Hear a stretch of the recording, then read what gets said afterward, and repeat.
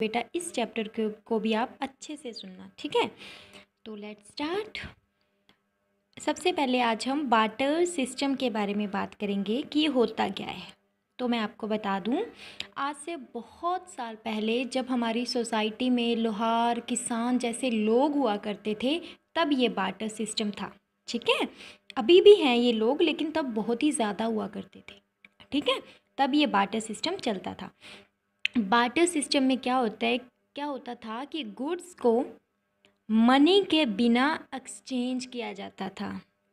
Goods को money के बिना एक्सचेंज किया जाता था, यानी माल के बदले माल, ना कि माल के बदले पैसा। जैसे अब हम चीज़ बेचते हैं या हम कुछ खरीदते हैं, यानी हम टॉफ़ी खरीद रहे हैं तो हम उसे पैसे देंगे तब हमें वो चीज़ मिलेगी, है ना। पहले ऐसे होता था कि चीज़ के बदले चीज़, ठीक है। तो इस लिमिटेशंस ऑफ बार्टर सिस्टम देखो आप, इसकी बहुत सारी लिमिटेशंस भी थी। तो लेट्स स्टार्ट। पॉइंट नंबर 1 देखो, बायर और सेलर दोनों, बायर और सेलर यानी खरीदार और बेचने वाला जो था, उन दोनों को रेडी होना पड़ता था गुड्स को एक्सचेंज करने के लिए, ठीक है। बायर और सेलर को रेडी होना पड़ता था गुड्स को एक्सचेंज करने के लिए। फॉर एग्जाम्पल से तुम्हें अच्छे से समझ आ जाएगा। एक शू मेकर है, ठीक है, उसे ज़रूरत है आटे की। तो ये शू मेकर क्या करेगा, ये एक ऐसे वीट प्रोड्यूसर को ढूंढेगा जिसको शू की ज़रूरत है, ठीक है। समझ गए होंगे आप कि एक इंसान को जिसको सामान बेचना है, यानी जो चीज़ मेरे पास है वो तुम्हें चाहिए और जो तुम्हारे पास है वो मुझे चाहिए। जब ऐसे दो खरीदार और बेचने वाला मिलेंगे तभी गुड्स एक्सचेंज हो पाएंगे। आगे समझ। तो देखो ये प्रोसेस कितना ज़्यादा मुश्किल था, मतलब वैसा इंसान ढूंढना जिसको हमारी चीज़ की आवश्यकता है और हमें उसकी चीज़ की, तब जाके ये बार्टर सिस्टम होता था, ठीक है। आगे समझ।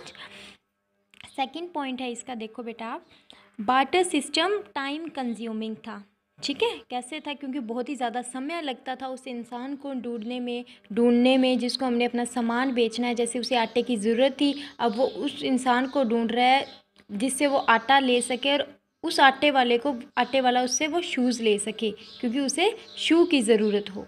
तो ये कितना मुश्किल है देखो, है ना। तो टाइम कंज्यूमिंग था ये। थर्ड देखो बेटा आप, दोनों ही बायर और सेलर को अपनी गुड्स की वैल्यू को एक्सप्रेस करना होता था। लेकिन कभी कभी तो ऐसा होता था कि सिर्फ 1 लीटर ऑयल के लिए शू मेकर अपने 100 शूज़ सेल कर देता था। देखो, 1 लीटर तेल के लिए शू मेकर अपने 100 जूते बेच देता था, ठीक है, क्योंकि उनको उस समय अपने गुड की रियल वैल्यू नहीं पता थी, ठीक है। अब आप सबके मन में ये क्वेश्चन आ रहा होगा कि अब इस प्रॉब्लम से ओवरकम कैसे, है ना, बाहर कैसे निकले, कि वैल्यू कैसे पता चली उन्हें, है ना।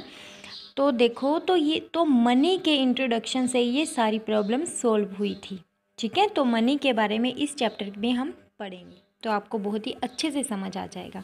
बार्टर सिस्टम समझ आया, जिसमें गुड्स के बदले गुड्स, यानी गुड्स के बदले गुड्स को मनी के बिना ही एक्सचेंज किया जाता था, ठीक है। और लिमिटेशंस में क्या था कि बायर और सेलर दोनों को ही तैयार होना पड़ता था गुड्स को एक्सचेंज करने के लिए, ठीक है। जैसे शू मेकर था, उसे आटे की ज़रूरत थी, अब शू मेकर को ऐसे इंसान को ही ढूंढना था जिसको शू की ज़रूरत हो। तो ये देखो कितना मुश्किल प्रोसेस था, है ना। और सेकंड पॉइंट क्या था कि ये जो बार्टर सिस्टम था ये काफ़ी टाइम कंज्यूमिंग था, ठीक है, मतलब इसमें बहुत ही ज़्यादा समय लगता था।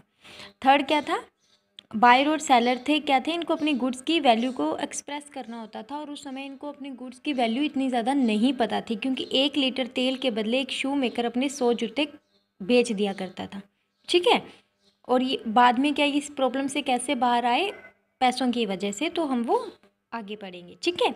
आई होप तुम्हें ये टॉपिक अच्छे से समझ आ गया होगा। Thank you.